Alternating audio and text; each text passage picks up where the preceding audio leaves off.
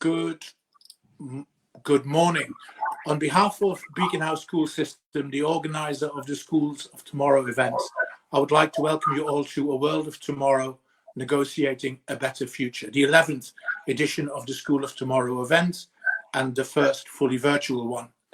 The not-for-profit School of Tomorrow events series was launched by Beacon House in 2000 as part of its corporate and social responsibility program and to help inform the direction of the organization, whilst also engaging global communities in conversations shaping the future of schools and societies. Good morning, good afternoon, good evening, wherever you are, and welcome from Sheffield in the north of England and from Reggio Emilia in the north of Italy. Welcome to my conversation with Carla Rinaldi, President of the Fondazione Reggio Children, co-thinker of the Reggio Emilia approach, and in my humble opinion, one of the most important educational philosophers and influencers of a generation. Even more importantly, Carla is also a very dear personal and family friend and one of the best people to have dinner with. My name is Professor Dr. Ger Graus OBE, and I am the chair of the Beacon House Advisory Council. I am also an advisor of the Fondazione Reggio Children. In my day job, I am the Global Director of Education for Kidzania. And for those of you who don't know, Kidzanias are 2/3 size cities for 4 to 14-year-olds where they can independently experience the world of work by choosing from and engaging with some 60 or more careers. Our aim is to take children from inspiration to aspiration and to get them to write their own narrative of the possible. Globally, there are 30 Kidzanias across some 20 countries, and we have engaged over 20 years with some 90 million children. In educational terms, we occupy the field of independent, experience-based learning through role modeling and role play, supplying purpose by being the connect between theory and practice. The environment is the third teacher, and experience is everything. Almost everything Kidzania does educationally has been touched by the principles and values of one organization and based on the thoughts of one person. Carla Rinaldi is globally one of the most important educators and the leading authority on what has been called the best schools in the world, the municipal preschools of Reggio Emilia in Italy. Her lifetime of work with Reggio's youngest citizens, in my view, should inform all progressive school improvement efforts. Recipient of the 2015 Lego Prize and University of Adelaide Thinker in Residence, Professor Rinaldi is a world leader in education for children in the early years. She's been president of Reggio Children since 2007 and is also the first president of the Reggio Children Loris Malaguzzi Center Foundation. Carla is also a professor at the Faculty of Education at the University of Modena and Reggio Emilia. She worked side by side Loris Malaguzzi, the founder of the Reggio Emilia approach from 1970 until his death in 1994, in the municipal infant, toddler, and preschool systems of Reggio Emilia, where she was the first pedagogical coordinator. Carla has advised and influenced governments, worked with universities globally, including Howard Gardner at Harvard, and holds a string of visiting professorships. Professor Rinaldi lectures frequently on the Reggio Emilia experience and has published many articles and books. Her book, In Dialogue with Reggio Emilia, Listening, Researching, and Learning, is a must-read for every teacher and educator everywhere. Wow. Ciao Carlina, come stai, amica mio? Carla, ciao. Carla, the last time we actually met in real life was in early December 2019 in Gianni D'Amato's Cafe Arte e Mestiere. 7 courses, if I remember right. Yes. In Reggio Emilia, and that feels a very long way away. Carla, how are you, and how is Reggio Emilia, and how is Reggio Children and its Fondazione? Hey, Ger. And hi, everybody. Thank you all for following our conversation. Well, Ger, thanks God, we are here and we are alive. That's something not to forget. Reggio has Reggio Emilia, Italy, has suffered a lot, like other cities. But now there is a new beginning. I think that our regional public health system has worked very well, the national, and it seems that the worst period in Italy seems to be gone, with some uncertainty about next fall. We are anyway in pain for our friends all over the world. We are still struggling with the pandemic.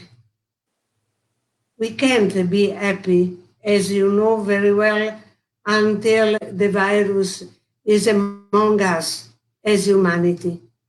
So I must say that even if we are better, we are still suffering because we are humans, and it is painful to see other part of humanity suffering so much, and very unfortunately strongly connected with the poverty that many countries has. That's why I cannot say I am well, we are well, we are better. And that's give us the courage to face the future in a different way. For Reggio Children and for us, Reggio Children Foundation, we have a lot of work to do here and in the world with our friends. And we cannot forget that virus gave us a new possibility to reflect on what does it mean to be human being nowadays in this moment. Pandemic has helped us, if we want to recognize that first of all, we are human, we are humanity, we are responsible for the future not only of humanity but of the world. That is what we have in our hands. And to be educator means essentially to take a responsibility of what you know and to develop it with courage and with the support of the others. Alone you cannot do anything. You can do anything. You have to be together. And that's why we are here with our invisible friends, but I feel that they are friends, because when you are connected, you can become friend. I agree entirely. Thank you for that. Carla, just briefly, for our guests who are perhaps less or not entirely familiar with the Reggio Emilia approach and the work of both Reggio Children and the Fondazione, would you please be so kind and give us a brief introduction in terms of origins, principles, values and practices, and also perhaps to highlight, because there's some confusion around this, how is Reggio Emilia and its approach different to, say, Montessori, for example? Sure. You know that for me is a big challenge to do this because means to talk about one of the most important, not only experience of our city, but of my life. So, but I will try, I wrote some notes and I will try to be correct and to answer quicker than I can.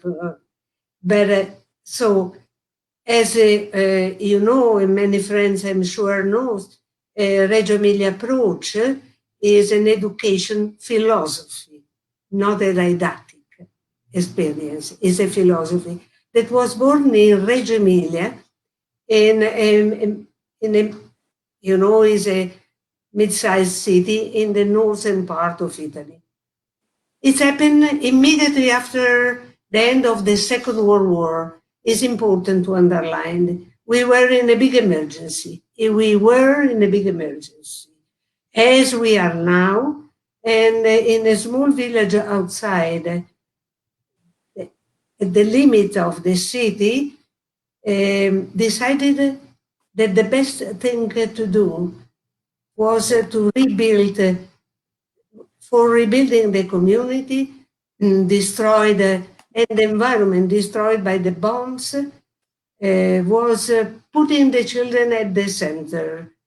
And so the citizens of this small village built together, brick by bricks, a preschool for everyone, a beautiful, new, different school. They wanted to start from the children, they wanted to start building a school, really building, just built by brick. And this gesture has to remind in our memory, is a sort of philosophy. Togetherness, brick by brick, with a clear vision and an ideal. To offer better life to the children means to offer better life for everybody in the community. They wanted to start from this.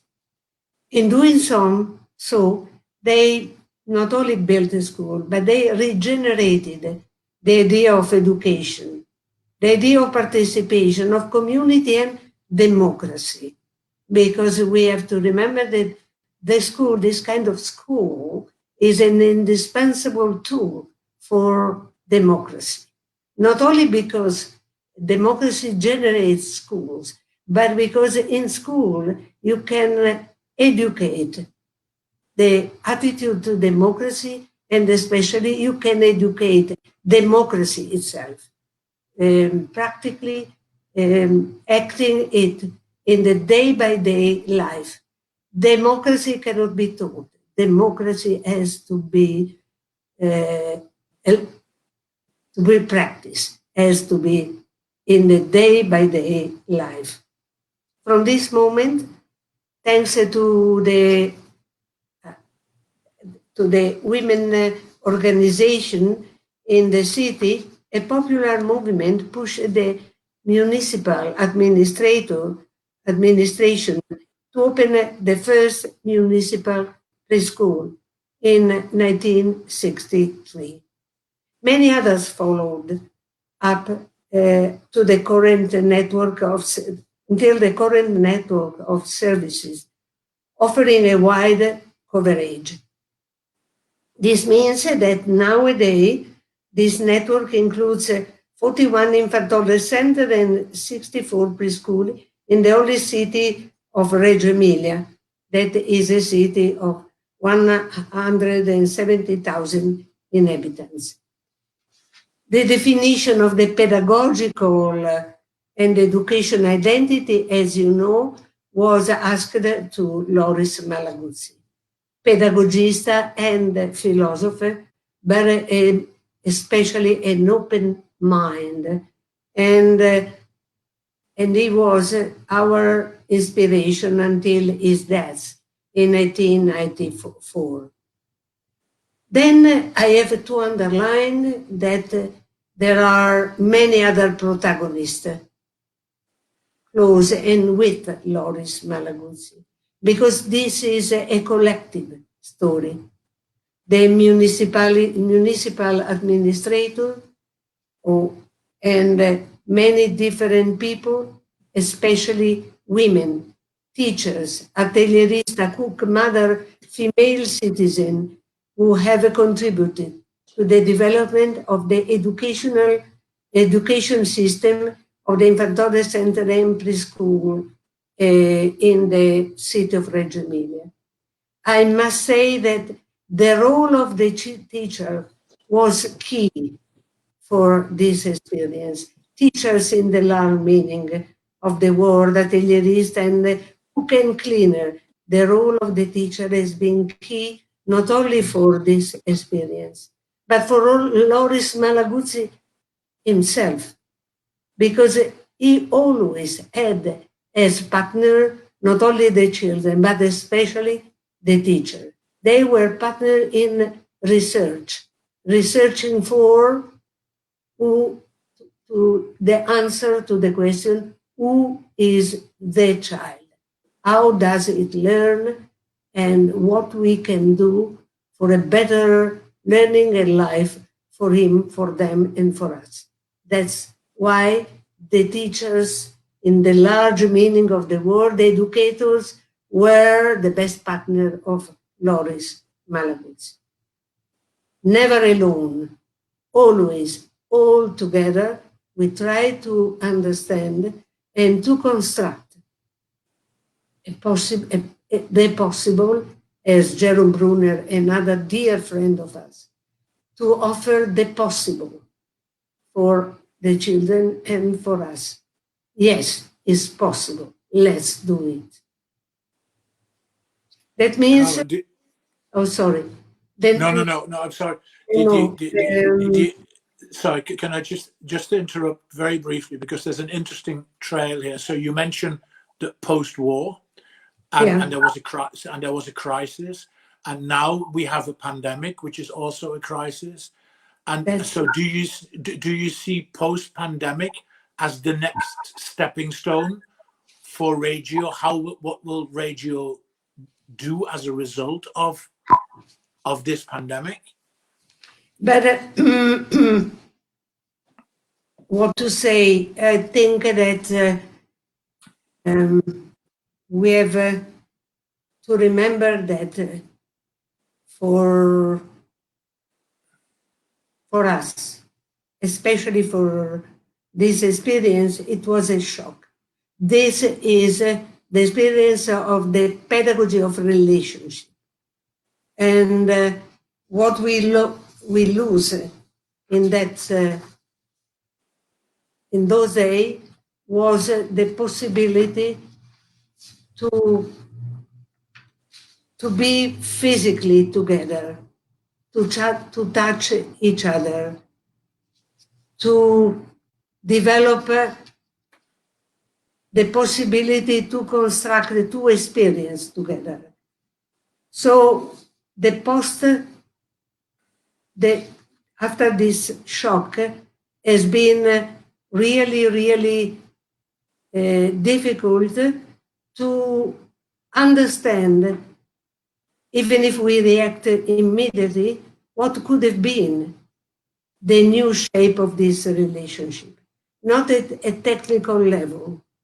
But if you remember, Ger, to come to Reggio means to be hug, means to hug each other. And the children are used to do this. This is the culture of our people. This is the culture of Reggio.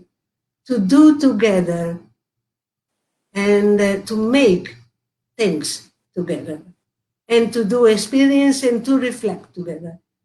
Now we were able to recreate new kind of relationship, and the new equilibrium will offer us the possibility to develop what is, I think, the essence of our message, to continue to be what we were. I mean, as you know, we were able always to develop a group learning, to be in some way not only individual, but to be in group learning. That means that we will continue interpreting in the new context our roots. That means, again, to trust the children, to value the children, to trust the teacher, to trust the parents, and continue our dialogue with some different distances, but with the same common vision and goal. And I'm sure that this will help us to, all of us, to face the present and to have a vision of the future. What is clear that we feel that with this past, the history that we have constructed together during all this year, the new world can be constructed with some identical rules that we have had in the past. We have to interpret in a different way what we have done, and but and other languages can support the 100 and more languages of the children and of the human being. So there are many ideas that we have in mind. There are the clear vision of the child and the concept of learning and teaching and the relationship, and means that we have the essential tool to continue to build day by day, brick by brick, the school, the community, and our international relationship. I feel that we are, in some way, we were weaker, we are weaker, but stronger, contemporary. Because when you become aware of your limits, is the right moment to start for something new, something better. To be fragile is not a weakness. Means to be aware that you can be better and more beautiful. And beautiful, the beauty of our connection with the others and with the world. That's why I think that Reggio, the school, and I am sure many other places of the world, inspired by the history of our grandparents, and also after many years of experiences where we've challenged all these principles, we are able for sure to face this new and to create something really new. Creativity can come from weakness. Thank you, Carla. Thank you. Carla, can I just a little bit more about the child? You place the child at the center and everything else functions to serve the child and the child's learning. And I'm certain that will not change. And a head teacher we both know well would say every child is everybody's responsibility. Can you just tell us a little bit more what you mean about two things, really? One, the competent child, and two, the uniqueness of every child. Yeah. Sorry.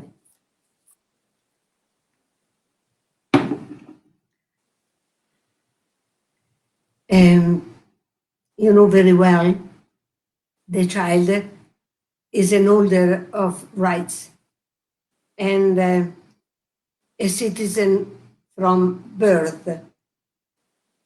And especially the child is a citizen of the present, not of the future. The child is a citizen from birth. That means that it is not only a private subject, but is especially is not only a son of or a daughter of, but is a citizen. That means that is a responsibility of a community to understand that on the scene there is a new subject, a new individual, legal, civil, and social subject that we have to welcome. That means why this? But we have to welcome because it's recognized as citizen from the birth, and also because we have to welcome his competencies. Competent a child? This is a good question. Competent in what? In learning. The child is competent in learning. That is amazing. Is a competent person, competent in learning. In means in asking questions, in searching for the meaning of things and the meaning of life, and in searching for answer. And this is the role of education. And this why you want to learn, because you want to find the answer. You want to know reality. You want to construct a relationship, not only with the others, but with the world, and to find the meaning of this. This is, it starts from the moment of birth. This is why he's citizen, is because he offers to the city the possibility to be regenerated. Every time a child is born, the community have a possibility to be regenerated through his eyes. This is the value, and this is the culture that the child and the children, especially the childhood, together can offer us. In this moment especially, they can offer us new eyes, new possibility, new answer. That's why they are fundamental for our society. They were always in the past when they were visible or invisible. Now they have to be co-protagonists of this rebirth, and we have to trust them. The most important, they have to be allowed to express in the best educational environment, and the equality. They have to have the possibility to find not answer, but continue their own research for the meaning of life. It's not question enough, it's the why. It's not only the how, it's the why. And the how and the why are fundamental for any learning process of the child and ourselves. The children need to be recognized to become a cultural, political subject, and to be recognized as bearer of rights, and especially the community has to recognize how much we need our childhood. It's not only the children that need to be recognized. It's the community that has to recognize the need that they have of our childhood. And when I say childhood, I say from 0 to 18 years, because these are the international law indication. The children are the real possible protagonists of the future. They are human beings who know how the question themselves are important. They can teach us how to be surprised and how to ask why, how to change patterns, how not to repeat what we know, but to have the tension for what we don't know. Because the beauty is where we don't know. That's why not only the teacher was co-researcher of Loris Malaguzzi, but the children are the first as the best researcher. I insist, they are biologically oriented to search and research. That is indispensable. So this is why we have to have our children, our childhood close. All the children all over the world, remember, we have to remember, as Loris Malaguzzi said many times, all the children are intelligent. All the children have rights to be allowed to exist as a citizen if we are intelligent, if we are able. I'm talking about the children not in our houses, not only in our village, but in the refugee camp, in the poor area of the world. They are our children. Our children are the children of the world. And when you work in a school, when you work in an educational field, you cannot have boundaries. Education cannot accept boundaries. That's why I insist, we have to have the courage, this time especially. After what we saw, the virus gave us the possibility to see all the contradiction that we were managing. Now we have to have the courage to recognize it and to face and to search with a big effort for new answer. Our grandparents did, not only in Reggio, all over the world. After the Second World War, people had the courage to start again. Now we have a different enemies, I know, but we have to have the same courage. And we can do as they did with our children.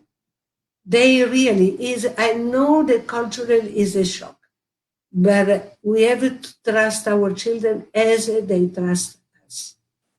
We have to have the courage of the vision that they offer us. Carla, if I may, kind of just move on from that, but only slightly, and perhaps this is also about opportunities post-pandemic. Wherever I go and whenever I discuss the Reggio Emilia approach, a number of observations surface. The first one is, but it's only for early years. And the second one is, it doesn't measure properly, i.e. test. Now, I personally believe that people confuse schooling with education, that we are so systemized that everything has to fit in boxes, and that creativity for improvement is too often lacking. In educational, aesthetical, and experiential terms, policymakers are obsessed, I think, with the wrong PISA. We have this thing about placing children in boxes, in age groups, in competency boxes, in geographical boxes. So there's two small questions here, really.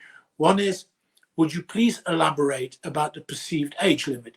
Surely the concept, for example, of the environment is the third teacher applies to me as an old child as much as it does to a 3-year-old. If I go to the Louvre, that is a very different experience in terms of experiencing art than somewhere else. And secondly, could you please talk to us about documenting and documentation as opposed to testing and examining?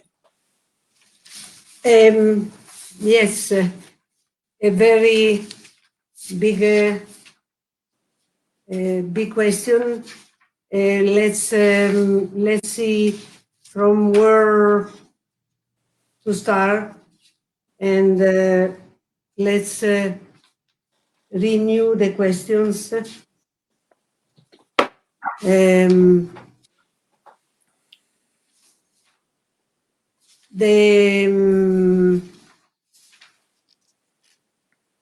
I think we have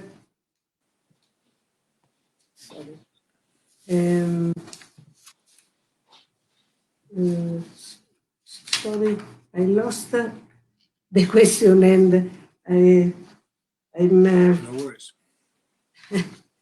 No, don't worry. Take your time. Because it's a long list of questions, and that's why I'm trying to find the real order of it. That's can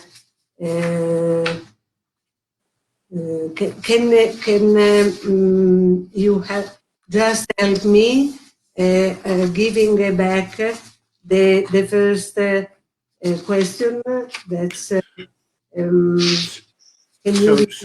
of course, Carla. So it's about wherever I go that we find discussing the Reggio Emilia approach. If people say it's only for early years, and secondly, it doesn't test, it doesn't measure. So firstly, what about the age limit? Okay. And secondly, can you talk to us about documentation and documenting, please? Okay. The issue of age, I think probably the big success in some way of Reggio has not allowed us to make clearer the fact that, as I said before, First of all, Reggio approach is a philosophy of education, and the main focus is learning. And we are very close in this moment with the concept of Loris Malaguzzi, that the main focus is not on teaching, but is on the relationship between teaching and learning. And the main focus of the teacher is not to stop to teach, but to base her teaching on the learning process of the child. That means that the child is a human being, because the main focus of the Reggio approach is not the teaching, is the learning process of the child, of the children, of the students, of the teachers, because also the teachers are learners. That means, as Jerome Brunel said, that there is no limit of age, no limit of schools, no boundaries. The bigger issue is to be focused on this, no limit of age.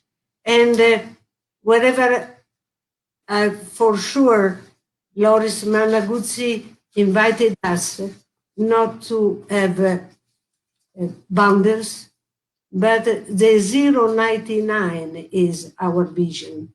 No boundaries of age, no boundaries of countries.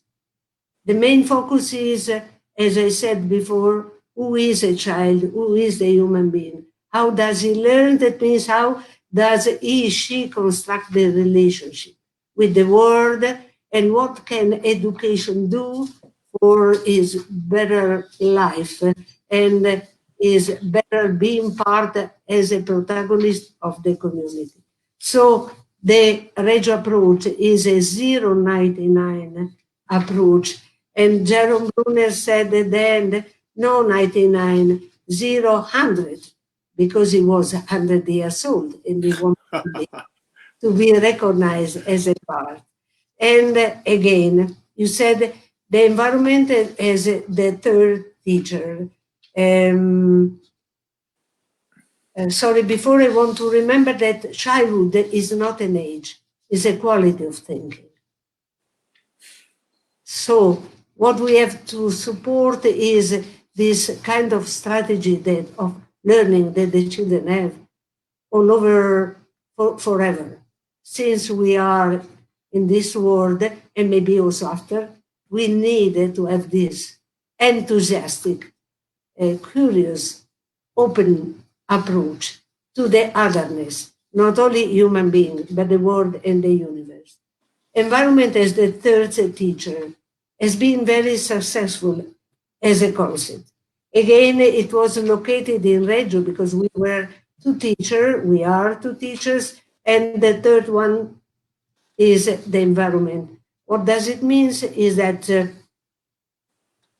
the environment has to have the same quality of the human relationship, because the object are not object, are subject of the interaction between the child and the object and the children among themselves.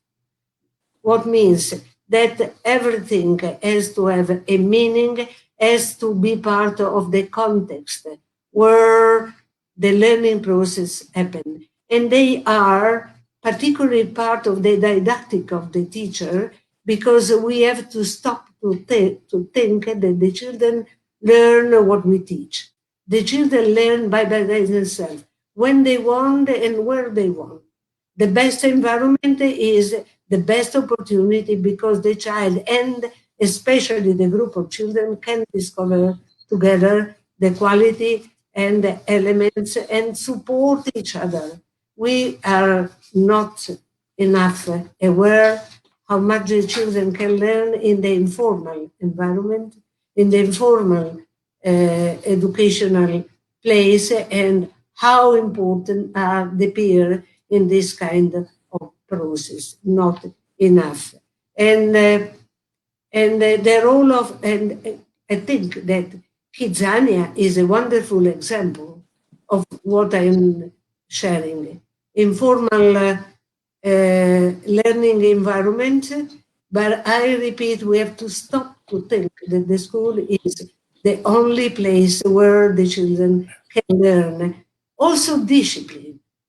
You can be informed about mathematics, science in a beautiful, joyful playground if you respect the reason why the children are there, that is for sure play, but also learn. As we are doing with our friends of Lego Foundation, we are understanding how much the children learn when they play, how much they learn about themselves, but also about the environment. That's why Kidzania could be a good example of what I am talking about. And you asked about documentation. Yes, documentation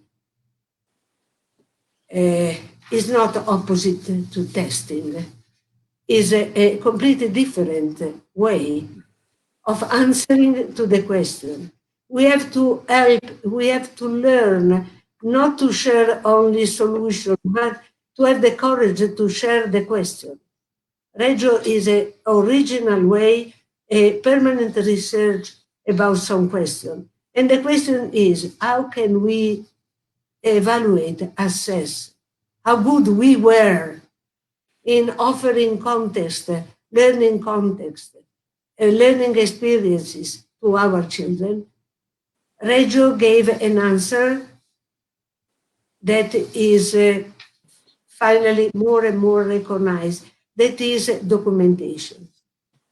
Is not a PISA, but is not against. Documentation is very focused not on the final behavior, but on the process. Because documentation give you not only the possibility to observe the child, to help the child to observe himself, self-evaluation, but you give also the possibility to the teacher to assess and evaluate himself or herself. Because we are not born to be teachers. We are permanent learners, and we learn how to teach from the learning of our children. That seems to be clear. We can have 1,000 PhD, but we will continue to learn with our children if we have the courage. Documentation is the tool among many, but that one that allow the educators, that means the parents, the teachers, the parents, the citizen, to understand more what does it mean to learn. That means to learn is an emotion, is a constructed relationship, is empathic, is not to learn in the closed term, is to embrace the world. That is the tool that we can offer. And documentation, as you know, can have many languages and many possibilities, and can be embraced wherever we are. It's not only when you have a sophisticated tool, but you can be in a park with a group of children, but try to, what Malaguzzi said the first year, to be surprised by the children. Are your wonder, are your surprise, are your enthusiasm when you see the smartness, the intelligence of the children. And did I answer to everything, or you more than, as always, Carla, more than perfect.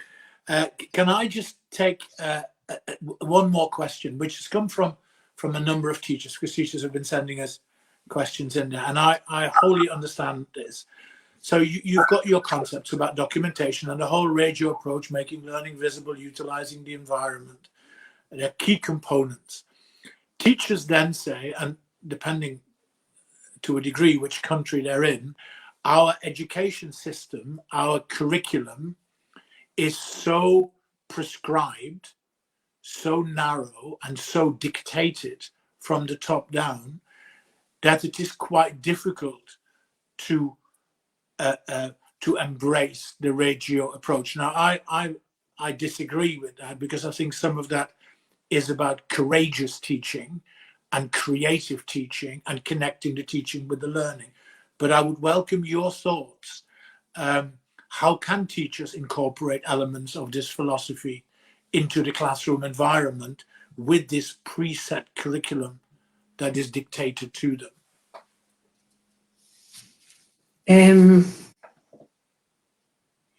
Again, I think we have, if it's possible, not now, but I suggest to reflect on the word curriculum. The Latin roots remind us to a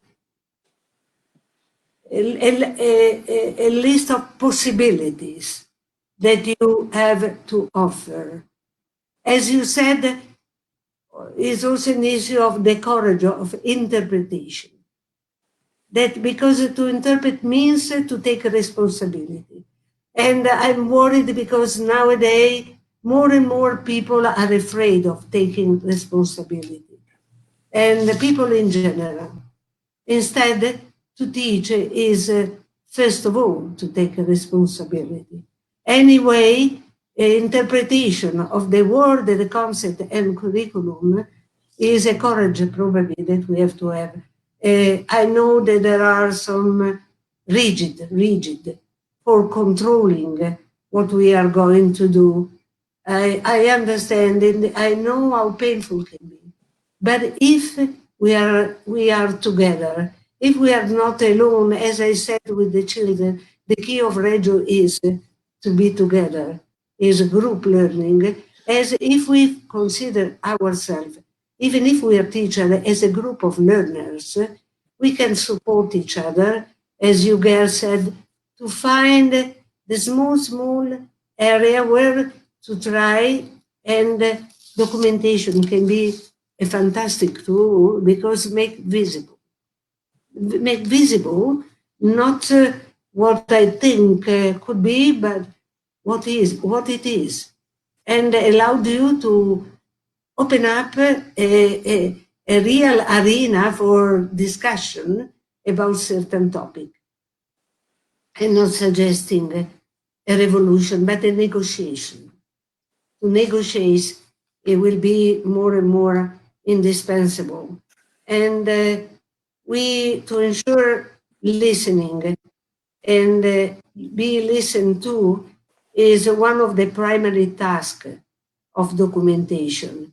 It is also an amazing ethical tool.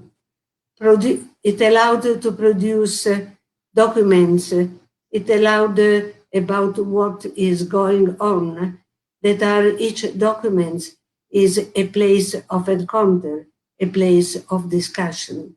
And also does another amazing thing for us as teacher and for the community and for makes the child visible. Children are really scared by anonymity. They don't want to be a number. They don't want to be a name.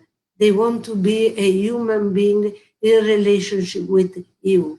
And documentation can allow you to find a place for this child in your curriculum, to allow him or her to be in the group. Even if they don't achieve the maximum, they can be allowed to be part of your community, and you as a teacher. They want to be visible for you because they want to be recognized, first of all, as a human being. That's why I'm deeply convinced that a broad range of documentation can help many kind of documents can help you to negotiate with a rigid curriculum. You not only as the lonely teacher, but you as a group of teachers that are trying to renew, especially after or during this coronavirus experience, new possibility for the new humanity. Thank you, Carla. Carla, I sent you earlier in the week a little statistic, and I want to just elaborate on this because I wanted to talk a little bit about Reggio Emilia and technology. The statistic I found, which shocked me, is that 74% of British children spend less time outside than is mandated for United Kingdom prisoners, which I think is a staggering figure. Now, in the light of this and in the light of the pandemic, more and more schooling and education is online. So in a sense, if we're not careful, becomes isolating. How does Reggio Emilia approach and embrace technology and distance learning, both in principle and in practice? And how do you make learning visible through distance and online learning? Okay. We are speaking about two different aspects. Reggio Emilia approach has embraced technology. We have to remember that also a pencil is a technology. But and the digital experience since years among the 100 languages of the children. 100 tools, 100 technologies. Because probably I invite everybody to go deeper in the concept of 100 language as 100 possibilities, as 100 way of approaching reality, not only 100 possibilities. This happens, as I was always in a research context. Nothing is given, everything is conquered. And we are, as well as a Reggio Children Foundation, exploring the relationship between digital playing and learning, because these are among the main topic. But we don't feel digital as an enemy, but as a new possibility if we are able not to isolate it, but to put in relationship with the other tools, and especially in the flow of life, and as a tool for answering to some questions. This kind of experience and atelier were taking place, as you know, in our school and the international center, that are all places where we try to continue to research about this kind of enormous topic. I must say that digital has been quite useful in this period. And probably in a country like mine, we were forced, all the teachers, to discover their possibility. The big issue now is not to isolate this competence for us and for the children, but to create the link among this tool, this way of thinking, with all the other that exist. The same aim, different way to do this, different technologies. If the topic is a question, digital technologies can be part, among the other, of the search for answers that the children can use. The difference is that we need new and more culture and professional, not only technological competencies, but more culture. Outdoor and nature, not only technology, but outdoor and nature can become more friendly through technology. Technology is not a goal, is a tool. Obviously, we have to understand that with this technology, we think in a different way. We have to take the responsibility, but also when we use other technology, we think in a different way. And we have to continue to research. No one can give you the answer. What is clear for now, in our experience and with our friends all over the world, is that this to work on boundaries, to move from one place to another with the support of the technology.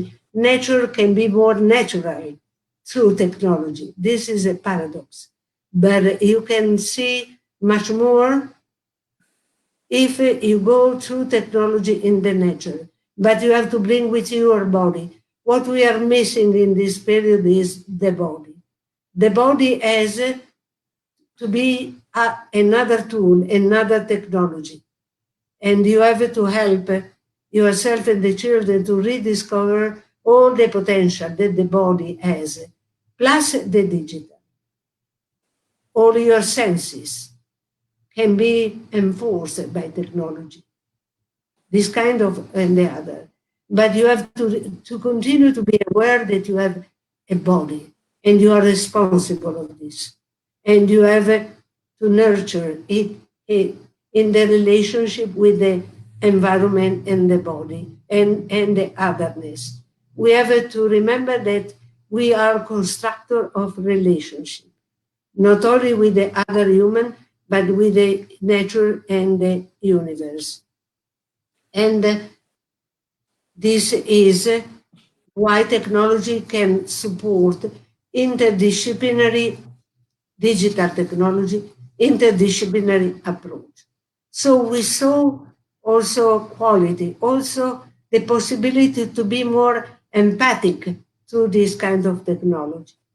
But the problem is not allowed the children to use it as a starting and final, but as a tool or as a possibility. I like it. To know more about the world, that means about yourself. Thank you, Carla. Thank you so much. And this is almost it. The best 60 minutes of my COVID-19 working life. Many thanks to my friend Carla Rinaldi for spending your Saturday morning with us. Please pass on my regards to all our friends and colleagues at the Fondazione Reggio children and in the restaurants of Reggio as well. And please stay safe, my friend, and stay well and stay happy. Ciao, presto, bella. Thank you all for being with us today. And a big thank you goes to Ger and the colleagues at Beacon House, as well as Massimiliano and Giulia at Reggio Children for their support in making this morning happen. And to our teaching colleagues from TNS DHA and TNS Gulberg in Lahore, Pakistan, and Arbethol Community Primary School in Sheffield, United Kingdom, for their questions. Thanks also go to the conference sponsor, United Bank Limited. If you have a moment, please let us know how today was for you and give us your feedback. Please also stay tuned for more of this, the 11th School of Tomorrow event, and why not join me again tomorrow, 12th of July at 1 p.m. UK time, when I will be discussing the future of learning with fellow panelists, Dr. Roger Shank, Susie Boss, Siva Kumari, and Nasir Kasuri. Until then, I'll leave you with a quote from Carla Rinaldi. The cornerstone of our experience, based on practice, theory, and research, is the image of the child as rich, strong, and powerful. The emphasis is placed on seeing the children as unique subjects with rights rather than simply needs. They have potential, plasticity, the desire to grow, curiosity, the ability to be amazed, and the desire to relate to other people and communicate. I thank you very much and wish you goodbye and a lovely rest of a Saturday. Bye-bye now.